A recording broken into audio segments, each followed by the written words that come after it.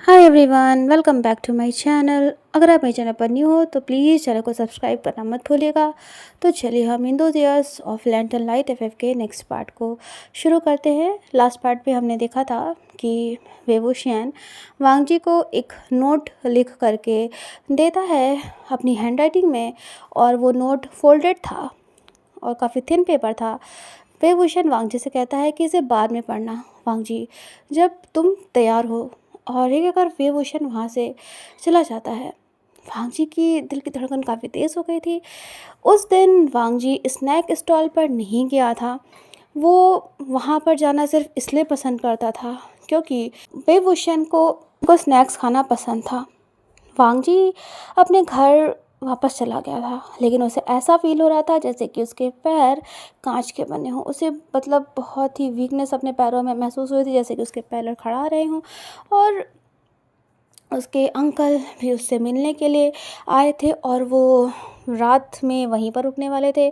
उस रात जब सारे लोग सोने के लिए चले गए, जब लानकुरैन की आवाज़ वांग जी को सुनाई देना बंद हो गई, जब वो अपने कमरे में चले गए, उनके रूम के डोर्स क्लोज हो गए।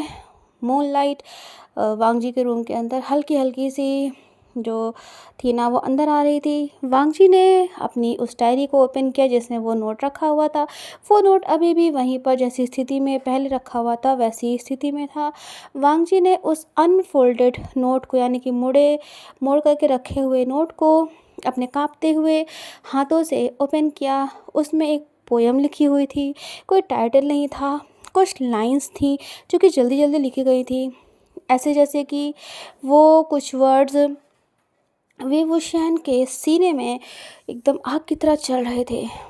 उस नोट में लिखा हुआ था, अगर मुझे पता होता कि साइलेंस में प्यार करना हो क्या होता है, तो फिर भी मैं तुम्हारा नाम लेता। अगर मुझे पता होता कि दोस्त कैसे रहा जाता है, फिर भी मैं तुम्हें टच करना चाहता। अगर मुझे पता होता कि कैसे किसी और चीज़ की चाहत ना रखें, फिर भी मैं तुम्हारे साथ रहता हमेशा, और किसी ना किसी तरीके से मौका ढूंढ लेता तुम्हारे साथ रहने का।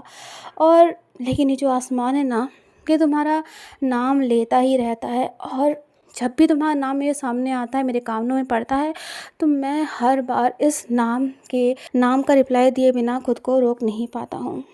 उस नोट पर कोई सिग्नेचर नहीं था और इसी कोई ज़रूरत भी नहीं थी। वांग जी ने उस नोट को, जिसे वेवुशियन ने लिखा था, वांग जी ने उस नोट को अपने सीने से लगा लिया। और पहली बार लाइफ में, पहली बार वो इतना ज़्यादा रोया था। किसी डर की वजह से नहीं, किसी शर्म की वजह से नहीं, बल्कि एक सुकून की वजह से। एक सुकून की वजह से जो भी लाइंस वेवुशियन ने उसके लिए लिखी थी। अगली सुबह वेवुशियन ने वांग जी को ऐसे ग्रीट किया जैसे कि कुछ बदला ही नहीं था, जैसे कि उसने उसे वो नोट दिया ही नहीं था। वेवुशियन ने कहा, वांग जी, क्या तुम असेंबली को स्किप करना चाहोगे? उसकी आंखें इधर उधर इधर उधर ना नाच रही थी। तो वांग जी ने वेवुशियन की ओर देखा। वो काफ़ी ओवरवेल्म्ड फील कर रहा था जिस तरह से वेवुशियन ने उसे देखा था। और वेवुशियन अभी भी वांग जी को देखे जा रहा था जैसे कि कुछ हुआ ही नहीं था। वांग जी को यकीन नहीं होता कि वेवुशियन ऐसे नॉर्मल कैसे बिहेव कर सकता है, और ऐसे जैसे कि उनके बीच में कुछ बदला ही नहीं था। तभी वांग जी ने बिना किसी डर के धीरे से कहा, नहीं। ये सुनकर वेवुशियन ने अपने आइज़ को ब्लिंक किया और कहा, नहीं, अच्छा ठीक है। वैसे तो मैंने ये बात उम्मीद ही करी थी स्कूल के सबसे डिसिप्लिन्ड बॉय से कि तुम मना ही करोगे। तभी वांग जी ने वेवुशियन से कहा, वेवुशियन, मैं तुम्हारे साथ काफ़ी लंबे समय तक रहना चाहता हूँ, तुम्हारे साथ बैठना चाहता हूँ। ये एक सबसे करीबी कन्फेशन था जो कि वांग जी पब्लिक हॉलवे में कर सकता था। उसने इतनी हिम्मत करी थी वेवुशियन से अपने दिल की बात कहने की, और वेवुशियन ने ऐसे स्माइल किया जैसे कि वो वांग जी की बात को समझ गया था, और वो हमेशा ही मुस्कुराता रहता था। लेकिन 90s 90s का वक्त, चाइना में जब दो बॉयज़ प्यार में होते थे, तो खुशी वो एक बहुत ही फ्रेजाइल चीज़ थी। मतलब किसी को नहीं पता था कि ये खुशी कब तक रहेगी। और जो उन्हें आज़ादी मिलती थी वो भी एक उधार लिए हुए वक्त की तरह थी। उसी दिन लंच के वक्त एक क्लासमेट जिसका नाम ही यान था, उसने देखा कि वे वुशियन डेस्क के नीचे से वांग जी को एक पेपर पास कर रहा है और उस पे कुछ डूडल जैसा बना हुआ था। और उस पे ना एक टीचर, जो उनके टीचर थे, उनके सिर पर वे वुशियन ने ड्रैगन हॉर्न्स बना रखे थे। और लेकिन वक्त जो था वो बहुत ही बुरा था।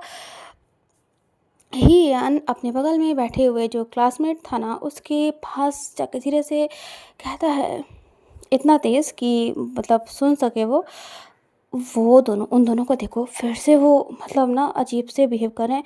मुझे यकीन है, मुझे पूरा यकीन है कि वो ना पहले से भी ज़्यादा वियर्ड हो गए हैं, अजीब हो गए हैं। ऐसा लगता है उन्हें देखकर जैसे कि वो एक दूसरे को डेट कर रहे हैं या फिर कुछ ऐसा। हाँ जी, ये कोई क्रुएल्टी नहीं थी, हँसना कोई बुरी चीज़ नहीं थी, लेकिन फिर भी ये चीज़ इतनी काफ़ी थी कि वो वांग जी के दिल में बेचैनी को बढ़ा दे रही थी। वे वुशियान ने इस बात को ऐसे ही ना जाने दिया और मजाक मस्ती में कहा, ही यान, क्या तुम्हें जेलस फील हो रहा है? अगर तुम चाहते हो तो मैं अपनी ड्राइंग्स तुम्हें भी दे सकता हूँ, अगर तुम चाहो तो। और ये सुनकर जो बच्चे थे, जो स्टूडेंट्स थे, वो और ज़्यादा हंसने लगे और ये मोमेंट ऐसे ही पास हो गया। वांग जी के हैंड्स बिल्कुल कोल्ड हो गए थे और उसे अपने चेस्ट में ना कुछ अजीब सा फील हो रहा था, बिल्कुल भी अच्छा नहीं लग रहा था। एक ऐसी चीज़ जो डर के अलावा भी कुछ थी। दोपहर के वक्त स्कूल एंड होने के बाद वांग जी सीधा अपने घर नहीं गया। वो नदी के किनारे इधर उधर टहल रहा था, जहाँ पर अक्सर वो और वे भूषण एक साथ बैठते थे और स्टोन्स को नदी में ऐसे फेंका करते थे। वो डायरी वांग जी के बैग में थी और वो नोट अभी भी उस डायरी में रखा हुआ था। वांग जी उस नोट को जला देना चाहता था, वो उस एविडेंस को जला देना चाहता था जिसकी वजह से उसकी और वे भूषण की लाइफ में प्रॉब्लम आ सकती थी या फिर वो दूर हो सकते थे।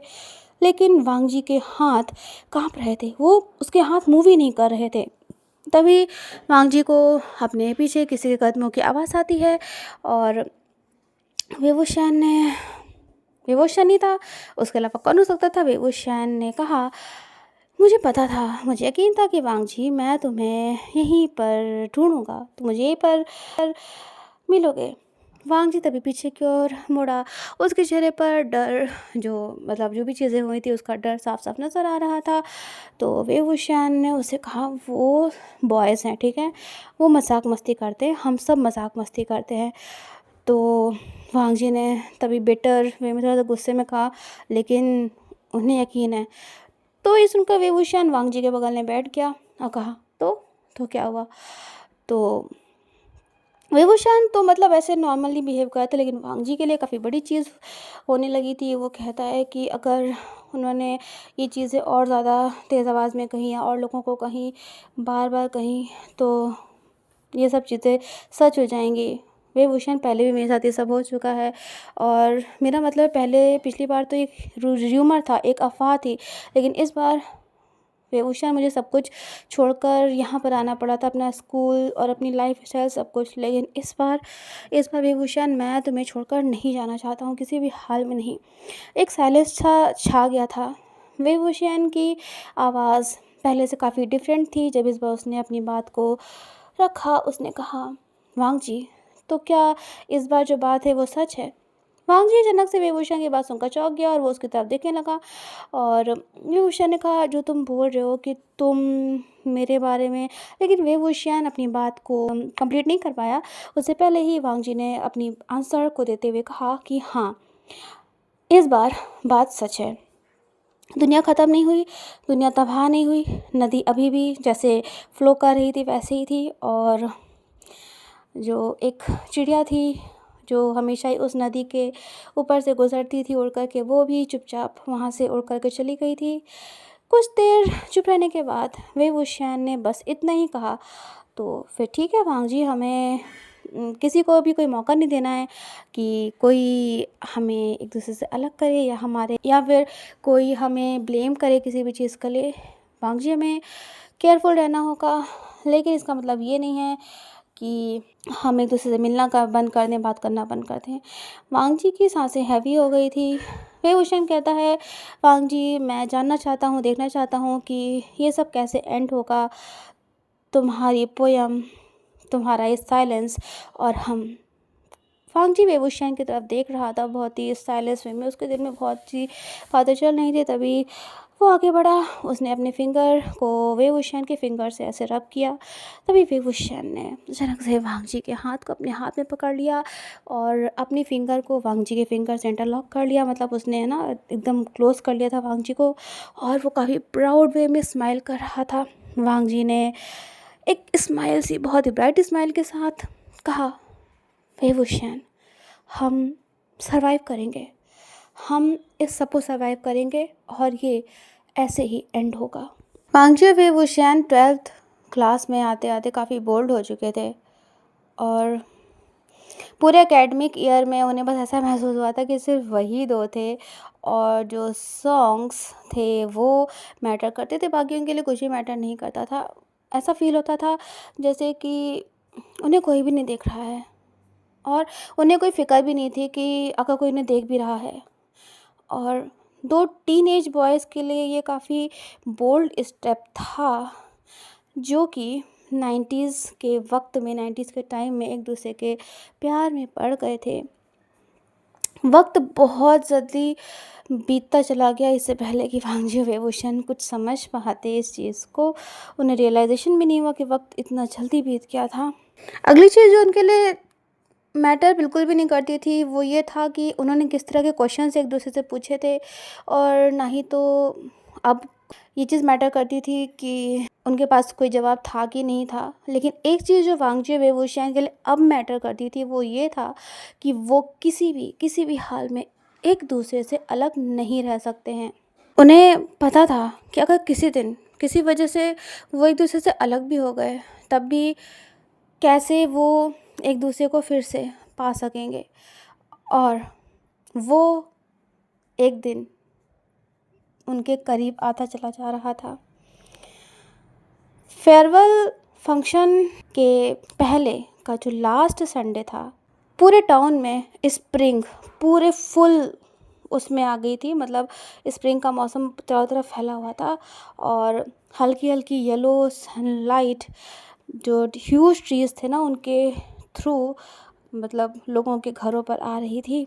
और जो फ्लावर्स की स्मेल होती है वो एक ना भूले जाने वाले सॉन्ग की तरह, मतलब गाने की तरह चारों तरफ फैली हुई थी। और विभूषण ने वांग जी से प्रॉमिस किया था कि वो उसे बाहर लेकर जाएगा, सिर्फ वही दोनों होंगे। और ये बात उसने वांग जी से कॉरिडोर में कही थी। वो उन सारे क्लासमेट्स से बच रहे थे, सारे टीचर्स से बच रहे थे जिनकी वजह से उनकी लाइफ में प्रॉब्लम हो सकती थी। हालांकि वांग जी और वेवूशियान पहले भी एक साथ बाहर जा चुके थे, वो लेट नाइट कॉल्स पर एक दूसरे से बात करते थे, लेकिन ये पहली बार था जब वो ये सब लान कुरन की मौजूदगी में करने वाले थे। और फेयरवेल काफ़ी दूर नहीं था और लान कुरन वांग जी से मिलने के लिए आए थे और वांग जी के साथ स्कूल के आखिर दिन तक उसके साथ रुकने वाले थे। वांग जी को ये सोच करके अच्छा लगा था कि उसके अंकल ने अपने सारे काम को निपटाया था और उसके साथ रुकने के लिए आए थे। लेकिन उसने अपने अंकल से न जाने कितनी ही बार ये बात बोली भी थी कि उन्हें मतलब परेशान होने की ज़रूरत नहीं है। लेकिन जितना ज़्यादा वांग जी लान कुरन को नहीं नहीं नहीं बोल रहा था, उतना ज़्यादा ही लान कुरन उस नहीं के पीछे के रीज़न को जानना चाह रहे थे। और उनके माइंड में ऑलरेडी एक नाम चल रहा था। वो कहते हैं वेवूशियन, वो लड़का मेरे वांग जी को बर्बाद कर रहा है।